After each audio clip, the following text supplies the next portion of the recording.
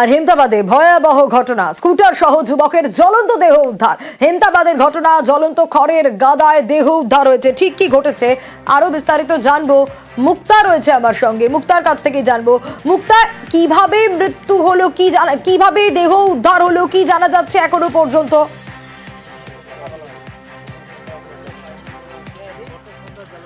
সোনিয়া, হেমতাবাদের যে ধুরেল যে গ্রাম রয়েছে, সে দেখাবো সেই রাস্তার পাশে এখানে একটা খড়ের গাদা ছিল। সেই গাদার ভিতর থেকে কিন্তু ঝলসানো দেহ উদ্ধার হয়েছে।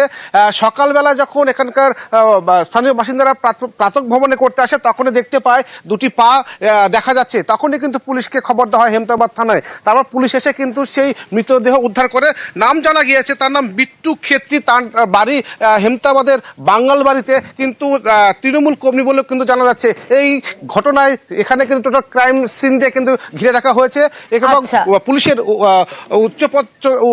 পুলিশের আধিকারিকরা কিন্তু এখানে সে তদন্ত শুরু করেছে। এখনো পর্যন্ত কিন্তু কাউকে গ্রেপ্তার করতে পারেনি, কিন্তু সমস্ত দিকে কিন্তু পুলিশ নজর রাখছে, সিসিটিভি দিকে নজর রাখছে, কিভাবে ঘটনা ঘটেছে সমস্তই কিন্তু খতিয়ে দেখছে হেমতাবাদ থানার পুলিশ। তবে এই ঘটনা